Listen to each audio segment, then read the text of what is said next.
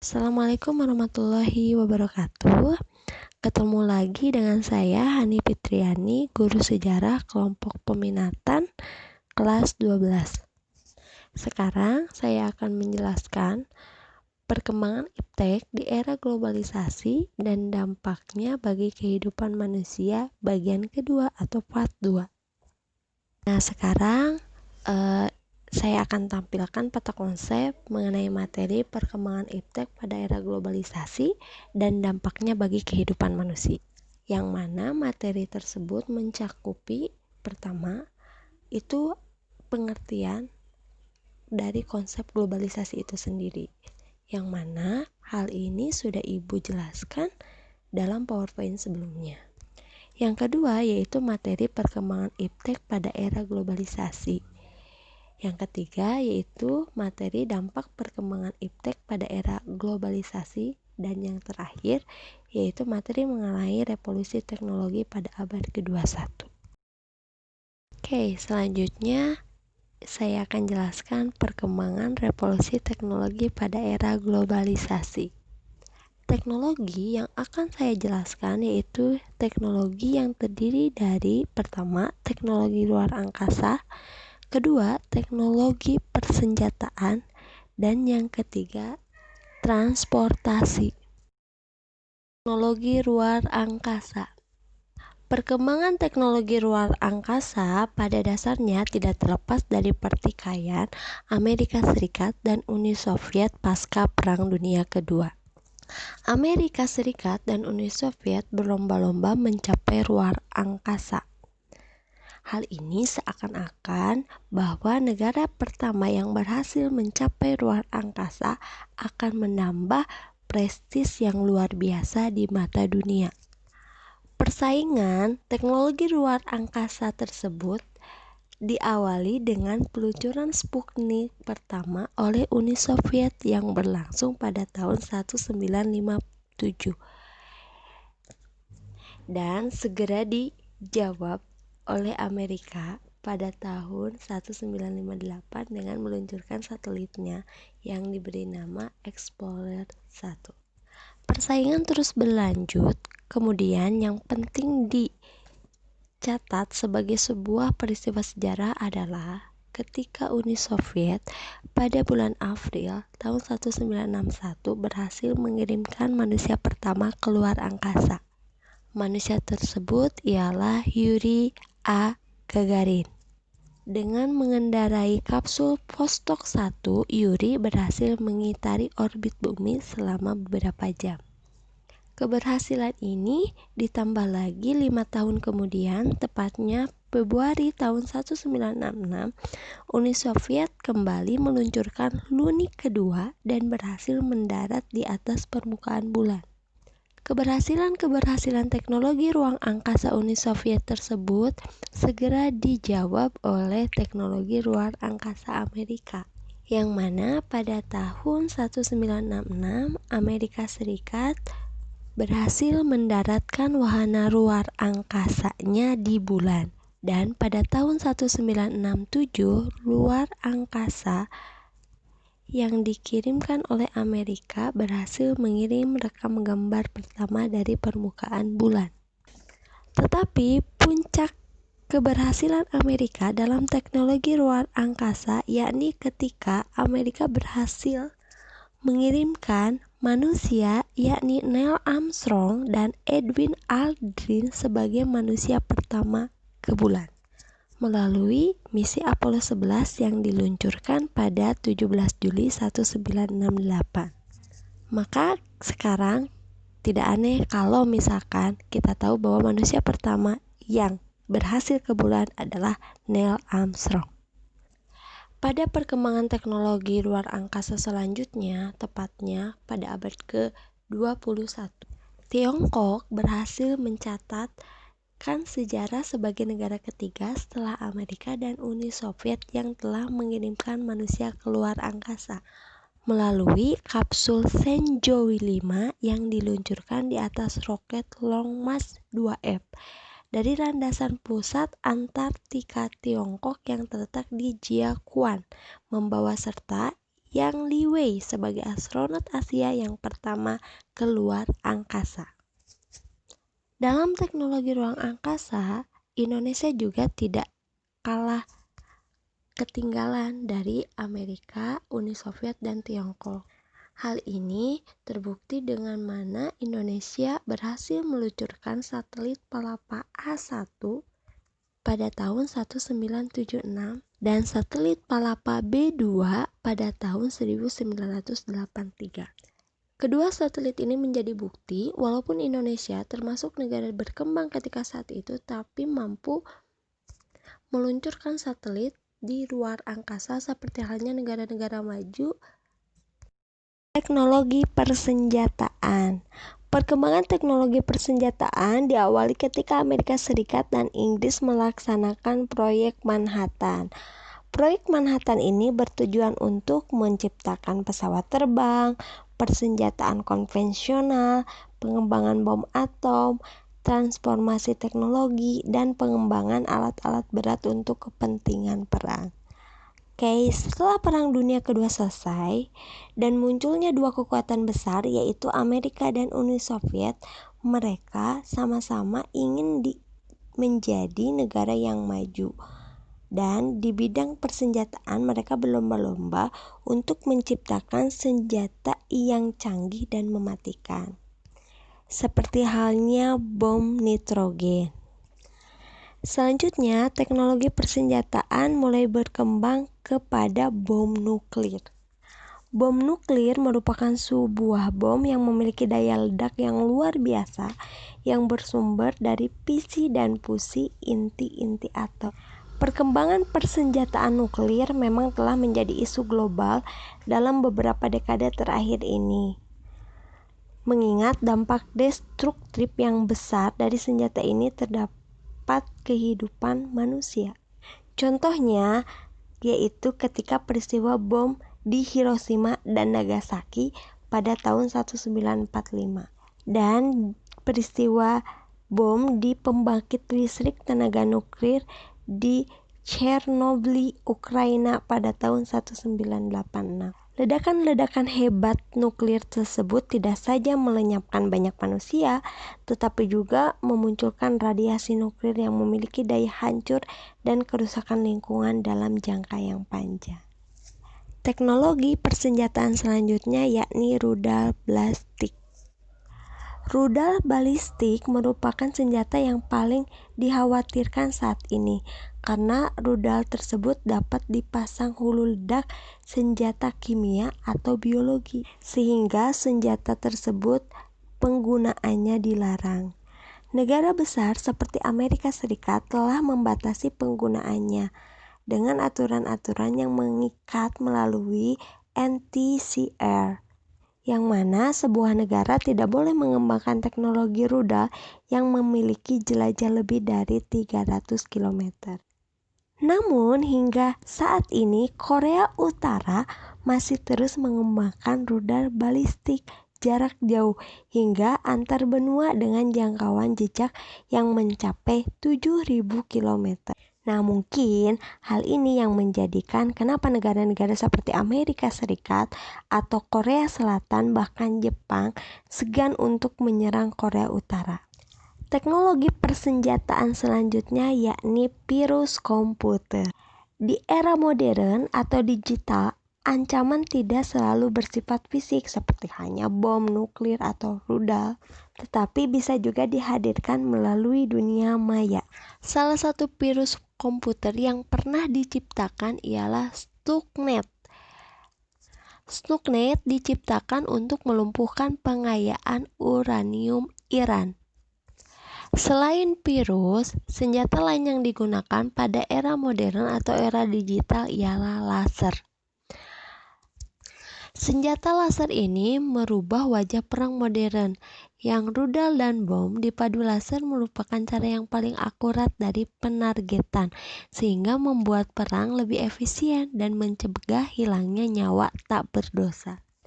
Contoh laser yang pernah diciptakan yaitu laser ILTB. Bahkan laser ALTB ini pernah diuji coba dan berhasil menghancurkan 3 buah rudal balistik. Teknologi persenjataan selanjutnya yakni pesawat nirawak atau drone. Senjata drone ini pernah digunakan oleh Amerika Serikat ketika menyerang Irak pada tahun 2003. Dalam serangan yang khas, drone Predator membubung sejauh 5.000 kaki, menembaki musuh yang berjarak jauh 1 mil, sekaligus menghancurkan targetnya dalam 4 detik. Tidak ada suara, kecuali suara mendesis terakhir yang dapat didengar sebelum akhirnya menghilang. Idealnya, operator drone lebih memilih langit cerah karena kumpulan awan menambah tingkat kesulitan ketika melancarkan serangan. Canggihnya teknologi persenjataan drone ini akhirnya banyak diminati oleh negara-negara yang ada di dunia. Bahkan sekarang hampir 30 negara sedang mengembangkan teknologi drone. Mungkin jumlah itu akan terus bertambah seiring dengan kemajuan teknologi. Dan teknologi persenjataan yang terakhir yakni robotika. Pengembangan teknologi robotika hampir menciptakan sistem senjata robot otonom yang dapat menentukan siapa, apa, di mana, kapan, dan mengapa harus membunuh. Kecanggihan robotika tersebut didukung dengan pengembangan chip mikro yang memungkinkan operator mengendalikan dan memanipulasi emosi manusia, terutama emosi tentara. Melihat perkembangan teknologi persenjataan tersebut, maka kita sekarang yang hidup di era digital dan modern jarang sekali melihat adanya peperangan secara fisik antara negara satu dengan negara lain atau antara kelompok satu dengan kelompok lain. Karena pada zaman sekarang teknologi persenjataan itu sudah masuk dunia maya, seperti halnya tadi ada laser, ada virus, ada robotika atau drone. Teknologi transportasi. Dalam perkembangan teknologi transportasi, saya akan membagi dalam 4 komponen, yaitu transportasi darat, transportasi air, transportasi udara, dan komunikasi maupun informasi. Transportasi darat. Transportasi darat itu mulai muncul ketika abad ke-19 ditemukan lokomotif uap. Nah, lokomotif tersebut membuat sistem rel dan terciptanya jalur kereta api. Selanjutnya, masih pada abad ke-19 ditemukannya mobil. Maka dengan ditemukan mobil tersebut, maka memicu muncul lagi teknologi baru, yaitu teknologi konstruksi jalan. Semua teknologi transportasi darat tersebut hampir ditemukan ketika abad ke-19, di mana di Eropa saat itu lagi gencar-gencarnya revolusi industri. Kedua, teknologi transportasi air. Awal abad ke-20 ditemukannya kapal yang mana kapal tersebut menggunakan bahan bakar dari batu bara. Perkembangan kapal air selanjutnya akan terlihat dari penggunaan bahan bakar. Yang awalnya tadi bahan bakarnya dari batu bara, nanti diganti oleh nuklir, bahkan nanti bisa diganti oleh gas, sampai sekarang banyak kapal-kapal air menggunakan bahan bakar solar. Mungkin di antara kalian ada yang pernah nonton film Titanic. Nah, kalau kalian melihat film Titanic, kalian akan lihat bagaimana kapal air tersebut berjalan dengan menggunakan bahan bakar batu bara. Ketiga, teknologi transportasi udara. Perkembangan teknologi transformasi udara itu tidak terlepas dari proses Perang Dunia, yang mana pesawat yang awalnya ditemukan itu bukan digunakan sebagai alat transportasi, melainkan sebagai alat perang. Tetapi dalam perkembangan selanjutnya, tepatnya ketika tahun 1930-an, pesawat mulai digunakan untuk mengangkut manusia atau sebagai alat transportasi dengan awalnya yang bentuk yang sangat sederhana. Sampai sekarang banyak pesawat-pesawat canggih mulai pesawat pribadi maupun pesawat yang kabinnya 2. Berbicara pesawat, maka di Indonesia sendiri tidak terlepas dari tokoh yang namanya B.J. Habibie. B.J. Habibie adalah seorang ilmuwan yang berhasil menciptakan pesawat berjenis N250 dan merupakan pesawat pertama ciptaan orang Indonesia. Namun sayangnya karena dalam perkembangannya produk pesawat BN250 ini tidak berkembang, maka sekarang sudah tidak produksi, bahkan pabriknya sudah tutup. Oke, selanjutnya yaitu teknologi komunikasi dan informasi. Hasil dari perkembangan teknologi komunikasi dan informasi yaitu televisi, transistor, teknologi nirkabel, satelit komunikasi, komputer, dan internet. Nah, yang tadi Ibu sebutkan itu adalah teknologi yang sekarang kita gunakan sehari-hari. Dampak perkembangan tech pada era globalisasi. Bidang informasi dan komunikasi, dampak positifnya yaitu informasi dan komunikasi dengan mudah dan cepat diakses. Tetapi dampak negatifnya merebaknya info hoax atau berita hoax yang belum tentu kebenarannya. Kalau di bidang ekonomi dan industri, dampak positifnya mempermudah kegiatan produksi, distribusi, dan konsumsi. Tetapi negatifnya mendorong munculnya tingkat pengangguran dan melahirkan budaya konsumtif. Di bidang sosial dan budaya, dampak positif ialah adanya kesetaraan gender, terutama pada ruang-ruang politik. Jadi di sini perempuan yang dulunya tidak mempunyai ruang sekarang dapat sejajar dengan laki-laki atau memiliki kesempatan yang sama. Tetapi dampak negatifnya yaitu merosotnya moral, tradisi, jati diri, budaya ketimuran atau budaya asli yang selama ini mulai terkikis oleh budaya luar. Di bidang pendidikan, positifnya itu proses belajar bisa dilakukan jarak jauh seperti kita sekarang, baik menggunakan Zoom, menggunakan Google Meet, PowerPoint, YouTube, dan lain sebagainya. Kalau negatifnya, budaya belajar tidak sungguh-sungguh karena kerap kali bergantung pada alat bantu. Jadi di sini sering menggunakan alat bantu sebagai alat utama dalam belajar.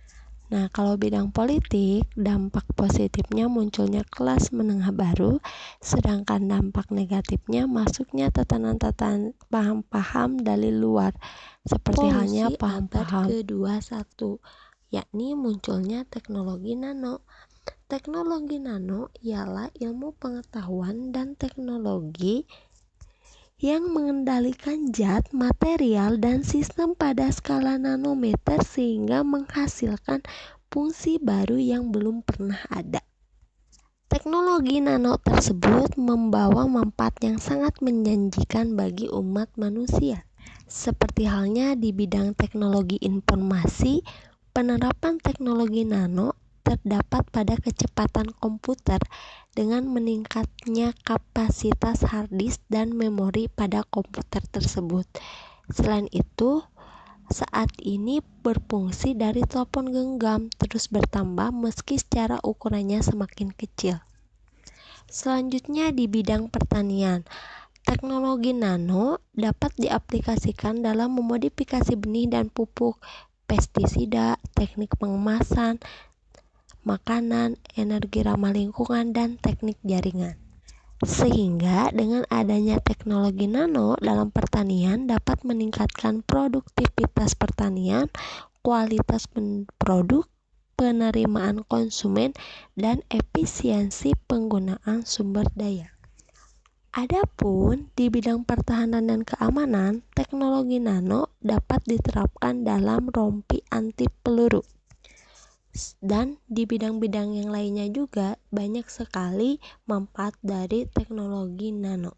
Seperti halnya di bidang kecantikan, teknologi nano diterapkan dalam perlindungan sinar ultraviolet yang dapat menghalangi radiasi berbahaya dari sinar matahari.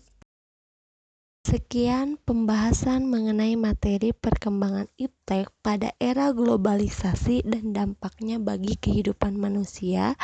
Terima kasih atas perhatiannya. Mohon maaf apabila ada kesalahan. Assalamualaikum warahmatullahi wabarakatuh.